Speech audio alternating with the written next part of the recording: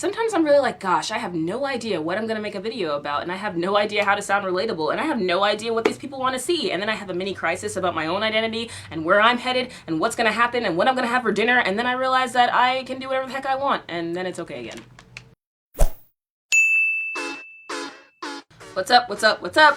I'm trying not to be one of those people that complains unnecessarily, but it's been snowing on and off here at my school, and it's pretty, and classes keep getting canceled, and I dig that, but it's also keeping me from seeing the people that I care about, and keeping me from getting that full education that I paid for, and that is something I do not dig. So if the higher power could just discontinue the bestowing of its holy dandruff, I would be ever so grateful. So there have been a lot of things going on, and technically there are always a lot of things going on, but now there are things going on that I actually care to discuss. Like this, for example. So at the beginning of February, I downloaded this app called Plant Nanny, and no, I'm not important enough to sponsor this app, but I would still like to tell you about it because it has impacted my life greatly. Plant Nanny is an app that reminds you to drink the amount of water in a day that you should be drinking as a living creature. Being that we are 75% dihydrogen monoxide, I believe it is incredibly important to keep ourselves hydrated to the best of our abilities because I feel like when you're made up of over half of something, it is probably best that you continue to supply that thing to your body if you want to continue functioning properly, but I am merely just a peanut in the gallery of mediocre issues in life. So what you do is you put your body weight in and what sort of container you most often drink fluids from, and it tells you how much water you should be drinking in a day. And just to add a bit more of crippling responsibility, you are given a plant to take care of whose survival is based solely on how much water you drink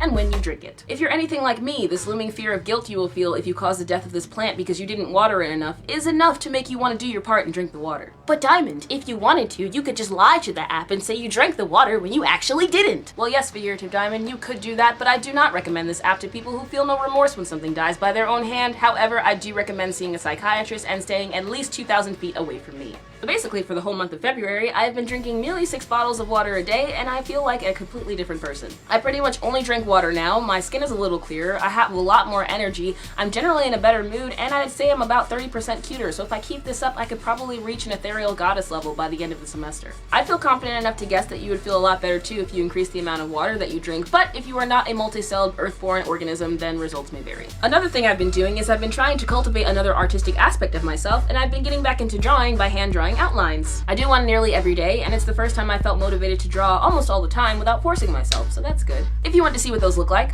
or if you want to keep up with my daily antics in general, just feel free to check out my Instagram. Something I haven't been doing is reading, like I said I would, and I would not only like to apologize to you, but also to all of the libraries that I have been neglecting because nobody deserves that. I still have that giant list of books that you guys recommended to me, and I'm still very appreciative. Right now, I'm in the middle of, or toward the end of World War Z, which, if you didn't know, is nothing like the movie.